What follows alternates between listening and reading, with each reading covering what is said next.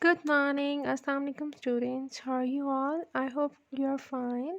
How are you doing at home? I hope you're taking care of yourself. And what about your activities? Are you doing your work on the regular basis? I really hope you're spending your work in positive activities, in creative activities, rather than wasting the time in unnecessary and unimportant things. So, better spend your time in creative works like you can do any drawing, sketching.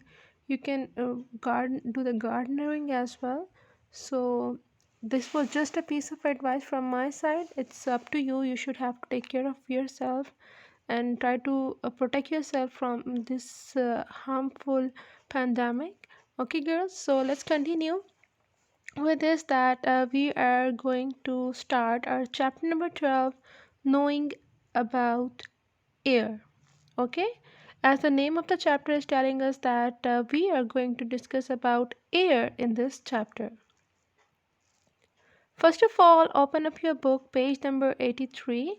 This is how your book, page number 83, looks like. So I really hope that you have opened your book, page number 83, sorry, page number 83. And kindly ignore the date here. This is not your date. This is an old book. That's why the date is given here in this form. Okay. So the topic is knowing about air. As I have told you before that we are going to discuss about air in this chapter. Before I explain you this chapter, let's do the reading first. We cannot see air, but air is all around us. Surrounding us is a thick layer of air. We call it as atmosphere. It is like a blanket around the earth. It extends to the several hundred kilometers above the earth. Without the atmosphere, there would be no life on earth. It means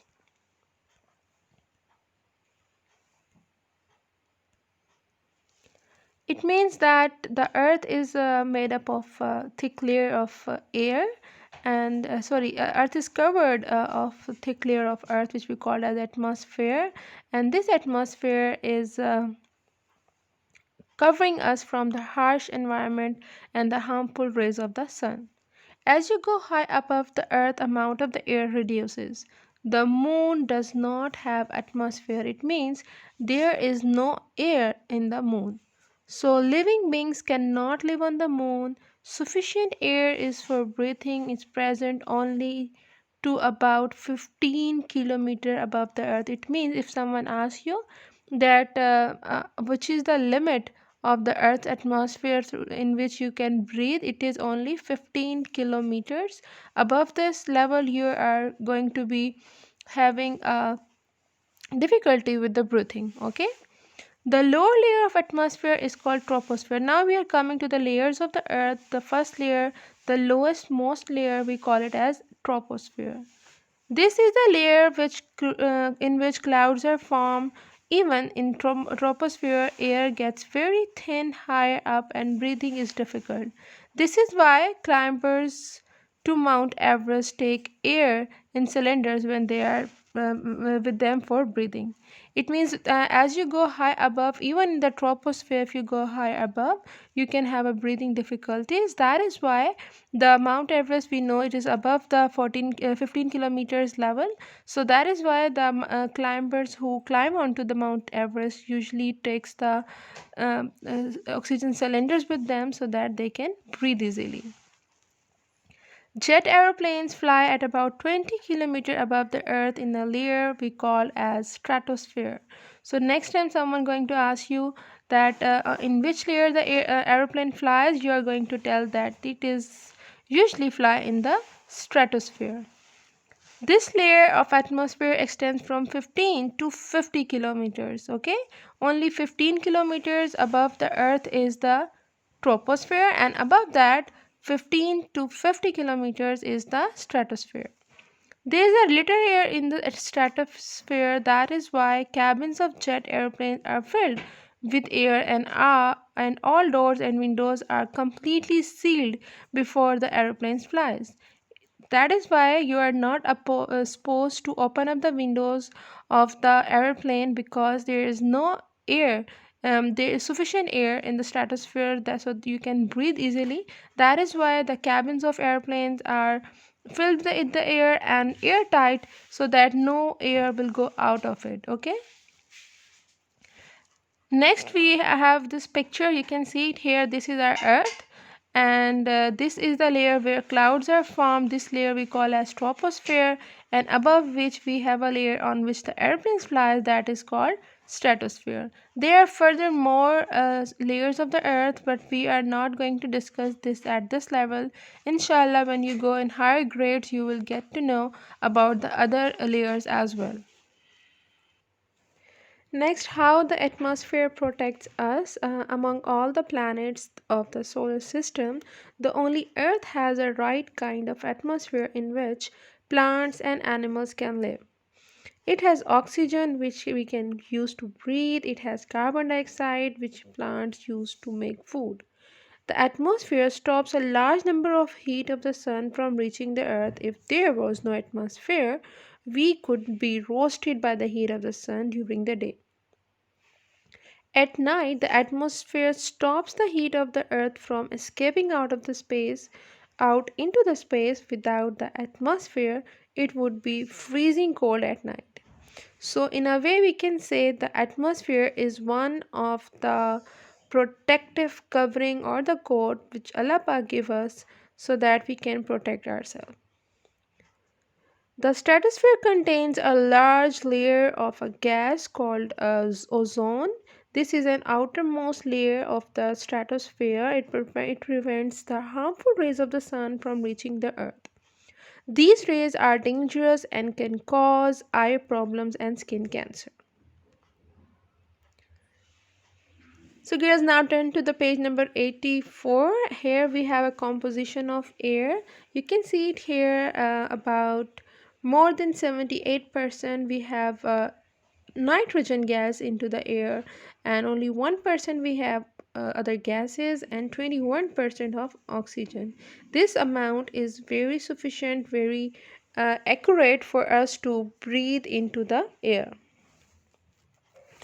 Composition of air. Air contains different gases. A colorless gas with no smell called nitrogen forms more than three-fourths, about 78% of the air. About one-fifth, means 21%, is the oxygen in which we breathe. Other gases such as argon, carbon dioxide, and few other form remain small portion which we call as 1%.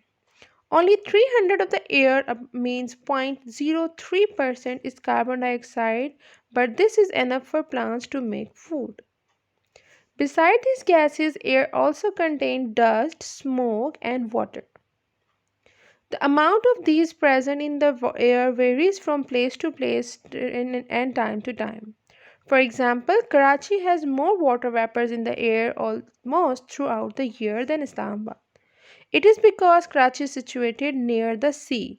Okay, they are talking about that if you are having the air atmosphere more in your country doesn't mean there are more water vapors into the whole world, because it depends on the atmosphere in which you are living. Like in Karachi, the people lives near the sea. That is why they have a lot number of water vapors in their environment.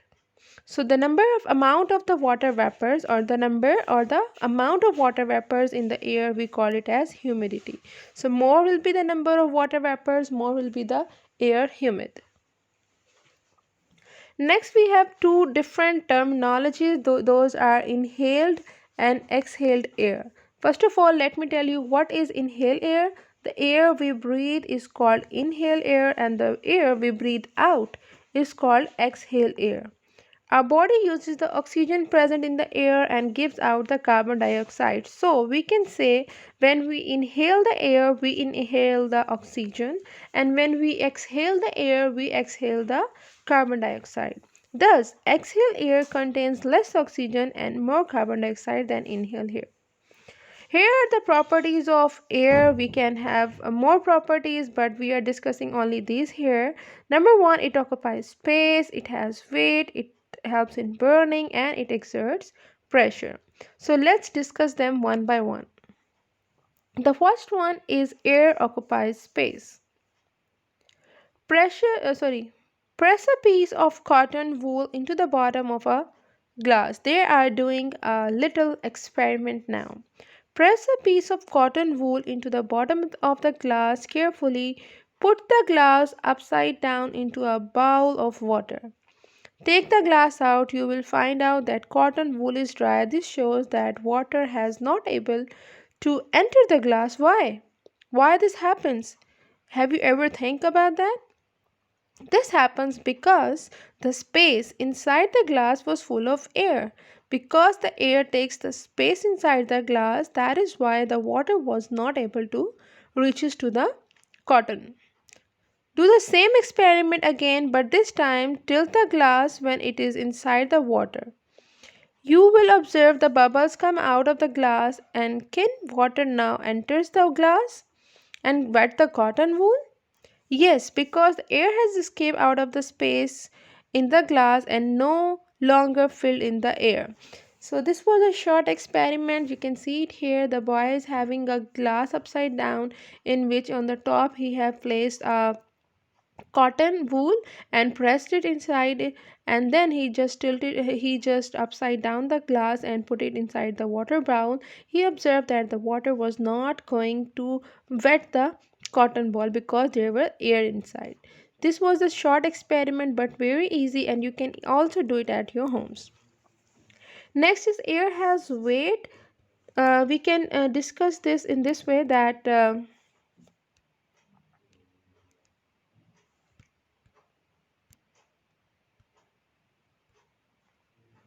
here, take two balloons of the same size, fill them with air, tie them at one end of the hangers. Shift the position of the balloon to balance them. Now prick one of the balloons so that the air in it escapes out, and what do you notice? Which side of the hanger goes down? The side of the hanger with the air filled balloon goes down, okay? The balloon full of the air is heavier than the balloon with no air in it. This shows that the air has weight. Okay, now let me explain you what we have do.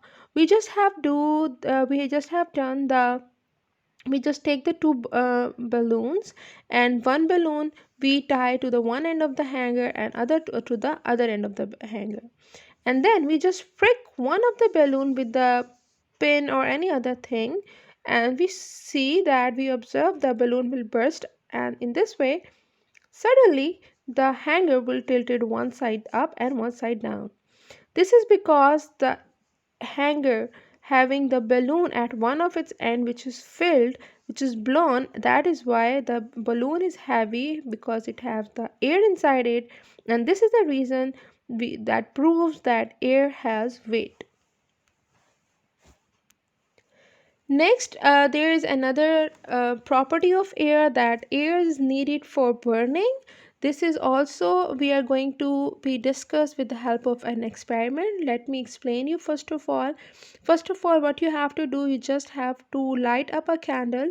As you light up a candle, you will see the candle is lightening very nicely, and then you just have to uh, upside down a glass and put it onto the candle. You will observe the candle will keep burning for a few seconds, and after a few seconds the candle will blown out.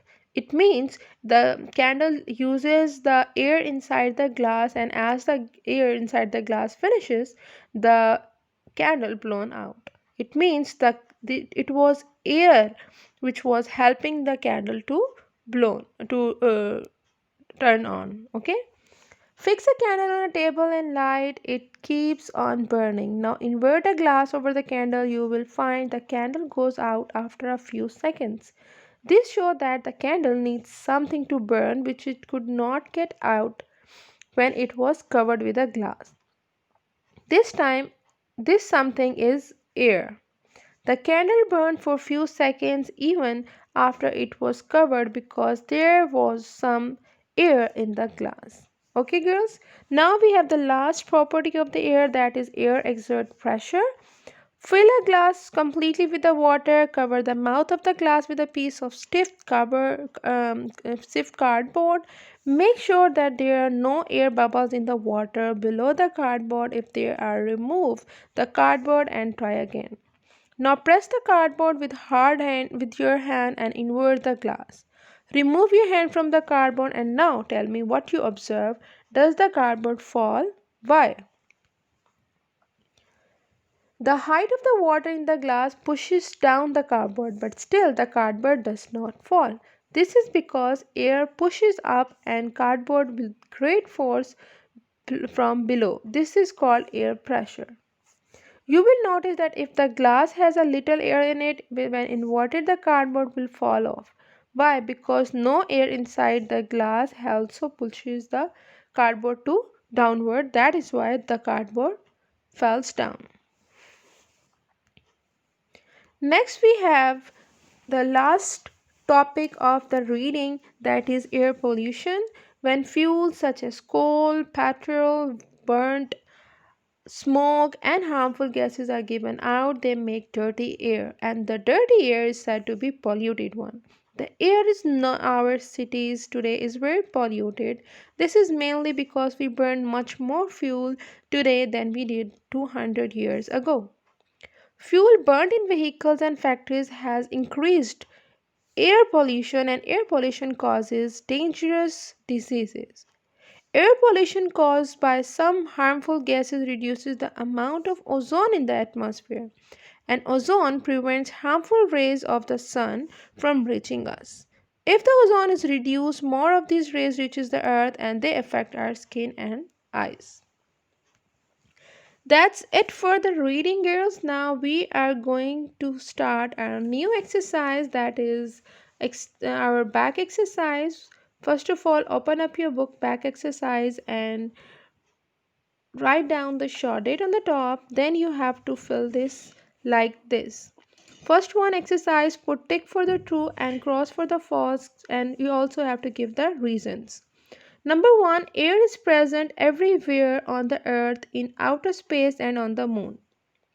If you remember, I have told you this is false because the air is only present on the earth. There is no air in the space and moon. Number two, air gets thinner as you go up. Yes, this is true because as you go up, the air pressure decreases. Jet aeroplane flies in the stratosphere. This is true. Very good. This is true because we have just discussed that the aeroplane flies in stratosphere and the clouds form in the troposphere. The part of air which is used up in burning is called as carbon dioxide. False, because oxygen is used for burning, not the carbon dioxide. So we use oxygen for burning, not the carbon dioxide. Number E, air exert pressures only in downward direction. This is false. If you remember the experiment with the cardboard and the glass full of water we have done in the last paragraph, in that we have just discussed that the air exert pressure in all direction.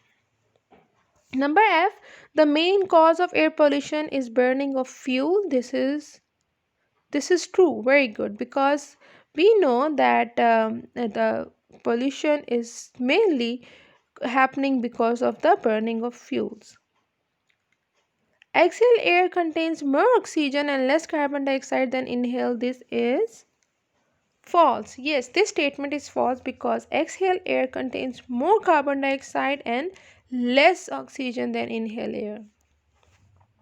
Now come to the next our next exercise, that is name these.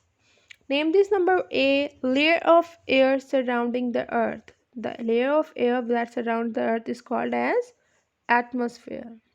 The layer of atmosphere in which clouds are formed is called as troposphere, and the gas that stops harmful rays of the sun from reaching us is the ozone. A gas present in very small quantity in the air, which is very important for the plants, is carbon dioxide. The most of the water vapors present in air is the humidity. Inhaled air contains more of these two gases than inhaled air, that are water vapors and carbon dioxide.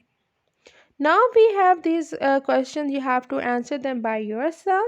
Number one, why do people who climb on mountains carry in cylinders with them? If you remember, I have explained you in this chapter that they carry the cylinders because as we go high above, the air gets thinner and we get difficulty with the breathing. So that's it for the back exercise. Now let's do the short question answers.